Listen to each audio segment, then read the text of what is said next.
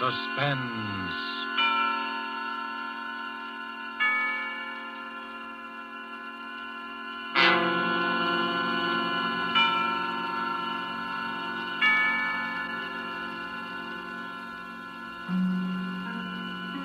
This is the Man in Black, here again to introduce Columbia's program, Suspense.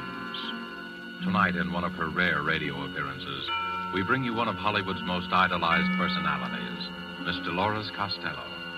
With such noteworthy and distinguished players as Mr. Martin Koslick, Mr. George Zucco, and Mr. Ian Wolfe, Miss Costello appears in A Story of Today, played against the background of the New Order in Europe. The story of an oppressed people who use strange and effective methods in dealing with their oppressors and with traitors. The story tonight is called The King's Birthday and was written by Corporal Louis Pelletier, AUS.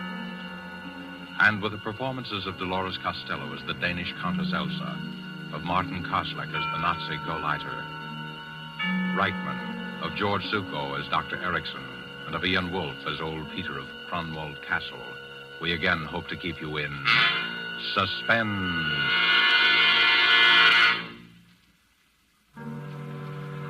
They come to the castle almost every day now, the Gestapo, trying to question me. But it seems I'm very stupid. Somehow I don't give the right answer. Perhaps it's my advanced age. When they question me about the night of the king's birthday, I get confused. I ramble on in the fashion of old people. Gentlemen, Cronwald Castle is 300 years old. For all those years, Cronwald has been a symbol of Danish liberty. Gentlemen, the sea waves beat against the rocks of Cronwald. The sea is deep. The sea knows everything. Ask her. Stop babbling nonsense, you old fool. Answer my question. Did you know about those notes? But of course, Herr Lieutenant, everybody in the district knows about them. The note said Count Victor would kill himself on the night of the king's birthday. Did you see the notes? Oh, no, Herr Lieutenant. But the note said that Count Victor would kill himself because of his great shame. That I do know.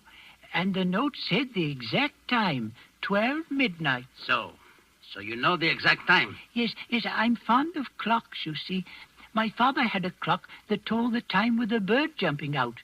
The bird whistled, like this. Oh. Stop that insane chirping. Yes, Herr Lieutenant. I'll take care of you later. Perhaps I'll have something that will improve your memory. Stay there till I call you. Yes, Herr Lieutenant. There's nothing the matter with my memory. I could tell them a thing or two if I wanted. I could tell them how it all happened. It began 2 days before the king's birthday. That was the day the new Nazi Gauleiter, Herr Reichman, came to the castle to see the Countess Elsa. I was told to show him to the library.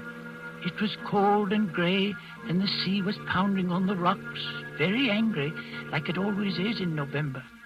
The new Gauleiter sat by the fireplace and warmed his hands and called for a glass of brandy. And bring some soda, too, please. Yes, Herr Reichman. How soon did your mistress say she would see me? In a few minutes, Herr Reichman. You told her it was most urgent. Yes, I told her. She'll be with you soon. I doubt it. Most women's idea of soon is the best part of an hour.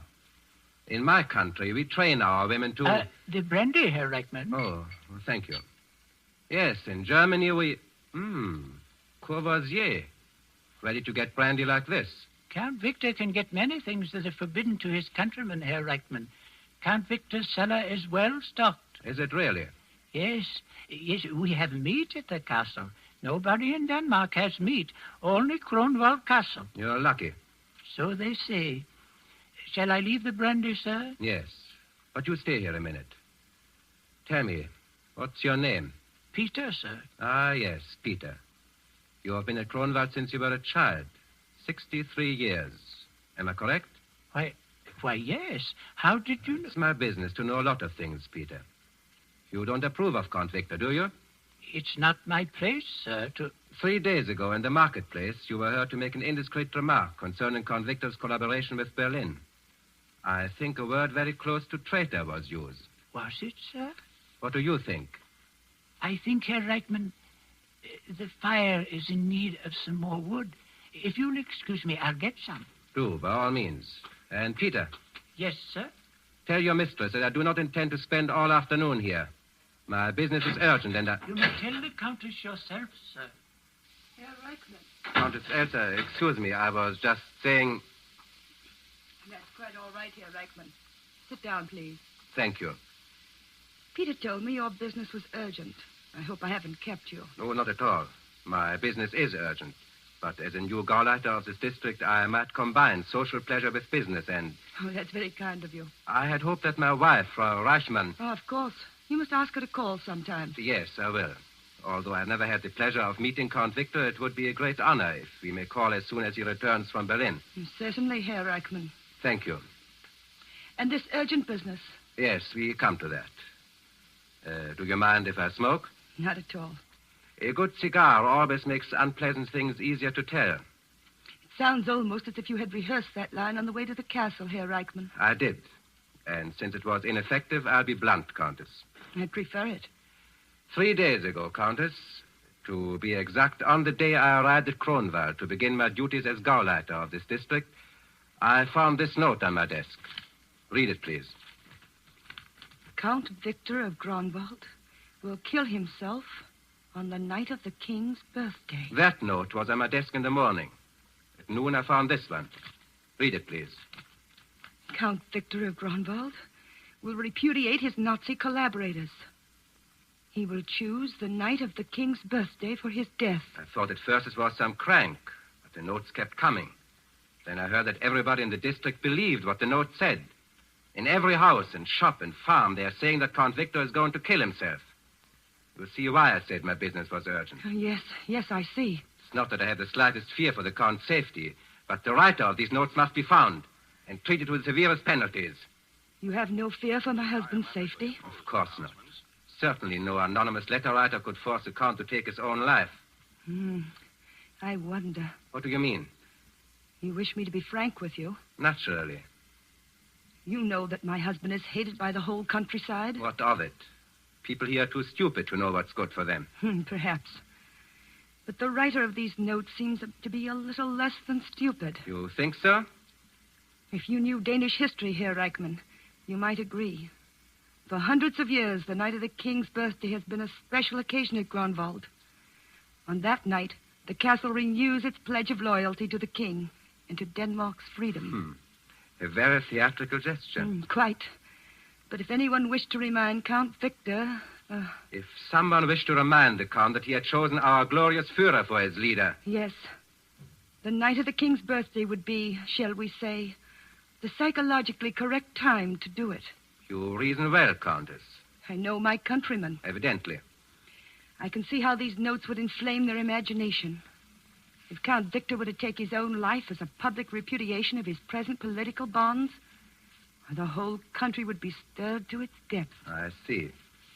You seem to view the possibility of your husband's death rather calmly, Countess. Like you, Herr Reichman, I have no fear for his safety. I am only presenting the political possibilities. Quite so. And since you grasp the full significance of the notes, you understand that I must take certain liberties in order to track down the writer. Liberties? Yes. I shall ask your permission to talk with Dr. Erickson. Oh, Dr. Erickson? Well, I'm told he lives here at the castle. Yes, but... I should like to talk with Dr. Erickson. As you wish. Peter will show you to the doctor's study. However, I assure you... My time is short, Countess. I understand that Dr. Erickson is one of your country's able psychiatrists. I understand that Dr. Erickson is an authority on mass suggestion. His help should be invaluable.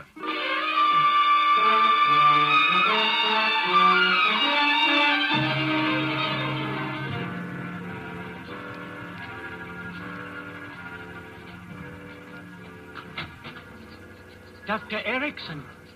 Yes, Peter. Show the gentleman in. Sit down, Herr Reichman.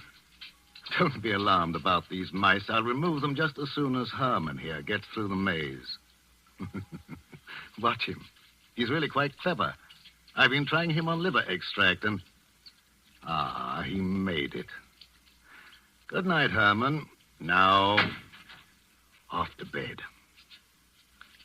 I've been expecting you, Herr Reichman. Please sit down. Thank you. You've come to see me about the notes, am I right? Yes, you're right, Doctor. When I first heard about them, I said to myself, the new go-lighter will want my theory concerning the type of mind which would be prompted to write such notes. I'll tell you my theory, Herr Reichman. I don't want your theory, Doctor. I want you to answer some questions. Oh, so it's like that. And perhaps you want a sample of my handwriting, too. I'm not a fool, Doctor. That's very possible. How long have you been treating Count Victor for a certain nervous disorder? 5 years. What would you say is his condition now? You've never met Count Victor, have you, Herr Reichman? No.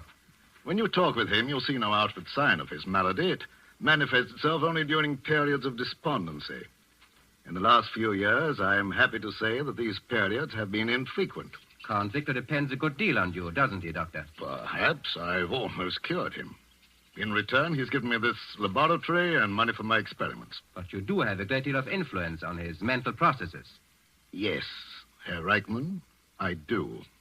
In fact, if I decided to, shall we say, liquidate Count Victor, I would have written the notes exactly as the people say they are written. Like all nervous people, the Count would be highly susceptible to such mental attack. That's what you wanted me to say, isn't it? Yes. We know then where we stand. Almost. One thing more I'll ask you, Doctor. Count Victor had a brother who left Kronberg when Denmark was occupied by our troops. That brother, Christian, is now known to be working with the Danish underground. Formerly, he was one of your students at the university. Is that right? Christian was one of my most brilliant students. Do you know where he is now? No, I don't. And neither does your Gestapo. That's the only thing we share in common. You're a very outspoken man, Doctor. I find it the best form of deception. Do you think it wise to try to deceive the lawful government of your country? Lawful government? You have a quaint sense of humor, Herr Reichman. You may not find it so quaint if Count Victor ever removes his protection from you. He won't. When you've informed him of his impending suicide, as I presume you will, you'll see he'll need me more than ever. You do intend to show the notes to the Count, don't you? Yes. I will present myself to His Excellency tonight on his return from Berlin. Yes, his reactions to the notes will be most interesting. Would it inconvenience you if I would be present on the occasion? Oh, not at all, Doctor. I'd be delighted. Your own reactions should be most interesting, too.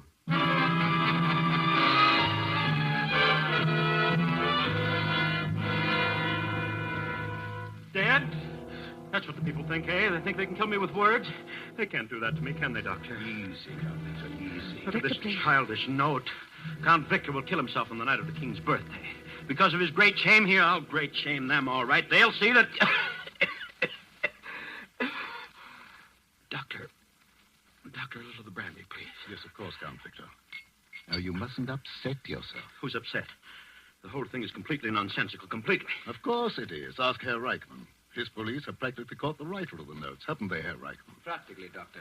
You have nothing to worry about, Count Victor. You see? Doctor, tonight, if I need a sedative... Certainly, Count Victor. I'll show them. I'll give them a dinner here on the night of the King's birthday. Everyone will hear about it. They'll see who's afraid. I'll give a dinner. Herr Reichman, will you be my guest at dinner? With pleasure, Count Victor. I'll light up this whole castle like a Christmas tree. And Elsa, you'll wear that gown you wore at the palace and your jewels. You understand? You'll wear all your jewels. Yes, Victor. Kill me with words, eh? If it's words they're after, I'll give them words. Herr Reichman, I'll make a statement to your newspapers the night of the King's birthday. I'll stuff words down the people's throat. Yes. And there's someone in particular who'll read what I have to say. My brother, Christian. I want him especially to read it. Herr Reichman, have you ever seen my brother? No, Count Victor. His picture was in that empty frame up there next to mine. I destroyed his picture. Victor, you're getting excited. Dr. Erickson. Yes, you're right, Elsa. Sometimes the strain of my work is too much. Dr. Erickson, you'll talk to me for a while before I go to bed, won't you? Of course. Talk to you, Count Victor? Yes, the doctor has a way of calming my nerves. It's slightly hypnotic, isn't that it, Doctor? You might call it that, Count Victor. Count Victor, I'd strongly advise... No, it's the only thing that helps me. I just go quietly to sleep while the doctor talks. But, Count Victor... Good night, Herr Reichman. I'll expect you here for dinner on the night of the King's birthday. Of course, Count Victor. Elsa, Yes, Victor. they can't hurt me with words, can they? No, Victor. They can't hurt me if I don't listen, can they? If I shut my ears, I'll be all right. That's it. Shut my ears. I won't listen. I won't listen. I won't listen. I won't listen. I won't listen.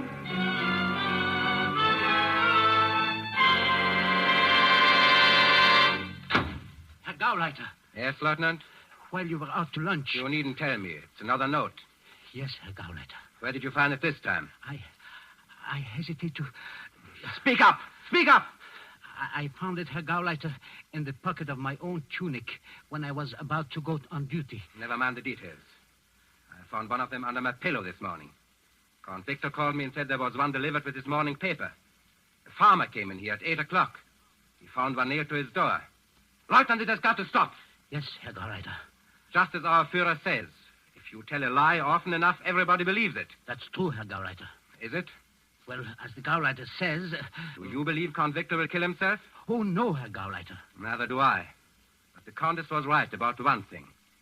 If he did kill himself after all these notes, the effect on the people would be electrifying. But you just said that... I'm talking about effects, Lieutenant.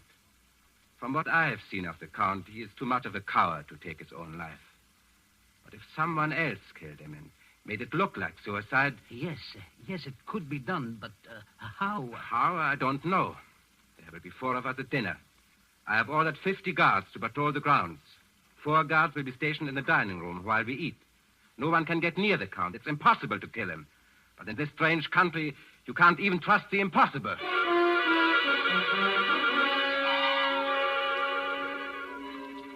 They say the castle is guarded tonight. 50 soldiers. They say the Count locked himself in his room all day writing a message to the people, they say. They say the Gauleiter has 5 Gestapo men at the castle besides the soldiers. 1 Gestapo man is watching the food for poison.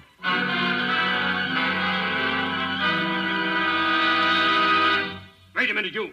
Taste that wine before you bring it into the dining room. What did you say, sir? I said taste that wine. Oh, taste it. Why, of course. Ah, it's very good, sir. Did you doubt its quality? Don't be insolent. All right. You may take it in. Thank you, sir. And if there's any left after they're through... Oh, I'll take care of you, sir. Ah, more wine. Good boy, Peter. Set it right here. We'll drink another toast to the king. Well, Victor, I think we've drunk enough Oh, toast. nonsense. This is the king's birthday dinner. We've got to drink to the king. Oh, Peter, Yes, sir? did they make you taste that wine before you brought it in? Yes, Doctor, they did. What's this? What's this about tasting wine? A simple precaution of mine, Count Victor. I hope you don't mind. Mine? No, I don't mind, but you don't think that... Now, Victor, don't get upset. Oh, Elsa, for the love of heaven, stop repeating that inane phrase. I've been saying that all through dinner. I'm not upset. I just want to know what's going on. What have I got to be upset about? You're more nervous than I am. I can understand the Countess's feeling, as this is the first dinner I've ever had with 4 soldiers observing my digestive processes. Don't you think, Herr Reichmann? I must insist, Doctor, that the soldiers remain. Well, at least ask them to sit down. Gefreiter, Yes, Herr Gauleiter. your men may be seated. Thank you, Herr Gauleiter. Sie können euch hinsetzen. Yes, and Peter, go get some wine for the soldiers. Yes, sir. Yes. Everyone will have more wine, Peter. We're going to toast the king. What time's it, Doctor? 5 minutes to 12, Count Victor. And I'm still alive. Peter, it's 5 minutes to 12, and I'm still alive. Go get the wine, Peter. Yes, sir. You know, Peter tells me everything they say down at the village. The people say I have 5 minutes to live. So, Peter tells you the village gossip. Oh, yes. He knows everything. It was Peter who discovered most of the notes and brought them to me. He brought you the note? Oh, yes, and the last one said that the... Now, what did it say? Victor, can't we talk about something else? Why? Ask the doctor. He and I discussed it for hours. Well, the doctor told me about some sect over in the West Indies that disposes of an enemy by simply writing the victim's name on a piece of paper and sending it to him. Same sort of nonsense is being tried on me. Isn't that your theory, Doctor? Well, Dr. Erickson, in view of the Count's nervous condition, don't you Herr think... Gauleiter, my private life is my own affair. When you work for the Reich, Count Victor, you have no private life. I repeat, Dr. Erickson, in view of the Count's nervous disorder... As the Count's personal physician, I prescribe my own remedies. To know the truth about occult practices is the best way to guard against them. Surely you don't think that... In Haiti, Herr Reichmann. I saw a man die after receiving a note with his name on it. I don't explain it. I tell you a fact. You see? It's possible. It's a fact. Well, I could be murdered with pen and ink. It could be done in exactly 3 minutes if my watch is right. Yes. 3 minutes to live. Where's Peter with that wine? Victor, if you will excuse me, I have a headache. You stay here, Elsa. No one leaves this room till midnight. Gefreiter. Yes, Herr Gauleiter. Lock the door.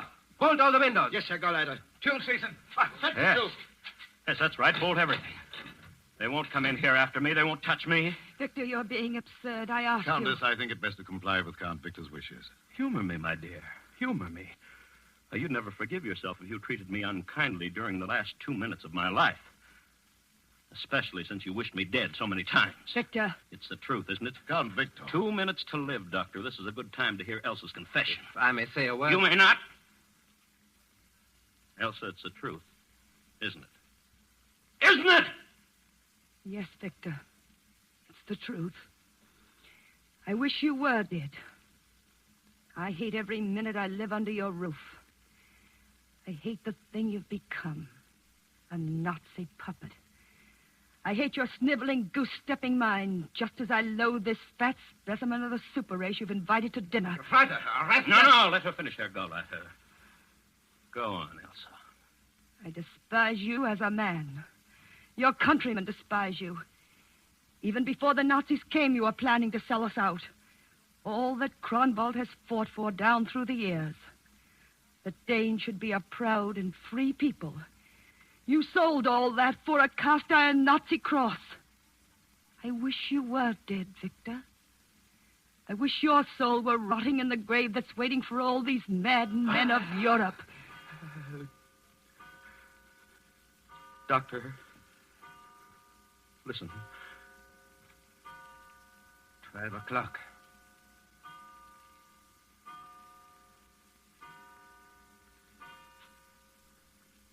May God grant wisdom to our king and freedom to our people. May Kronwald always keep the faith. Who turned out the lights? Who turned out the lights? Gefreiter, I hear a door opening. No, Herr Gauleiter. My hand is on the door. It is not moving. Yes? Gefreiter. Count Victor of Kronwald. I hear you. Who is speaking? Victor, this is your time. Are you ready? I am ready. Now you die like a soldier, Victor. But your name will live on. Victor! Don't do it, Victor! Goodbye, Elsa. Victor!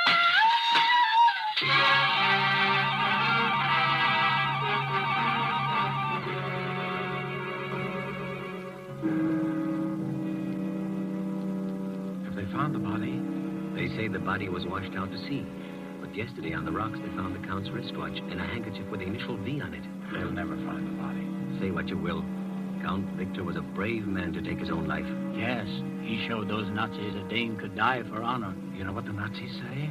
They say someone forced the Count to kill himself. Well, how could you force a That's man? what the Nazis say. And listen, they've arrested old Peter. They're trying to make old Peter talk. Peter won't talk.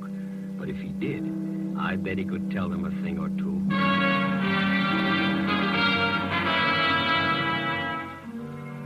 Yes, I could tell them a thing or two. I could tell them why they'll never find Count Victor's body. You know why? Because Count Victor didn't jump out of the window. How could he? Count Victor was dead 6 days before the king's birthday. No, I didn't kill him. He was shot through the head by his own brother Christian the night he came home unexpectedly from Berlin, 6 days before the king's birthday. Yes, I worked with the underground, and so did the Countess and Dr. Erickson. That's why Christian came here to see us. When the Count returned unexpectedly, Christian decided to try to reason with him. They quarreled and, well, Christian eliminated the slimiest traitor Denmark has ever known. It was then that Dr. Erickson got the idea for the notes. Christian, we've got to try it. This new Gauleiter has never seen Count Victor. You'll pose as the Count, and we'll stage your suicide. The moral effect on the people will be tremendous. Christian agreed, and we started sending the notes. The rest was easy. We all played our parts, and Dr. Erickson coached us on the exact thing to do at 12 midnight. At the last stroke of 12, Peter will turn out the lights from downstairs. You've got that, Peter? Yes, Doctor. Then what do? I go through the passageway that leads to the hidden door in the dining room fireplace. I open the door and call out, Count Victor, this is your time. Are you ready? And you, Christian? I say, I am ready. I call out, don't do it, Victor. Don't do it. Then I break one of the windows. And you, Christian? I go through the fireplace door and disappear. Yes. And Count Victor of Grunwald has died for his country.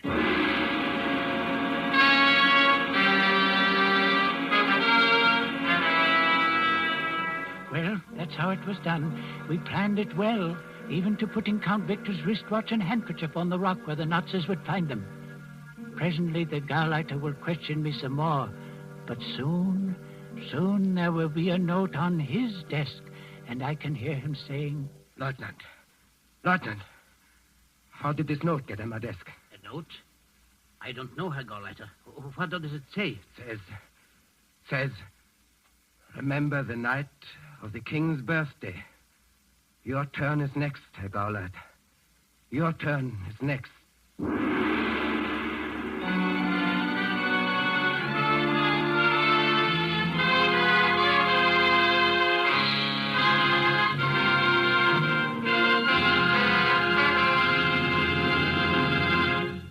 And so closes The King's Birthday, starring Dolores Costello with Martin Kozlik, George Zuko, and Ian Wolfe. Tonight's tale of Suspense.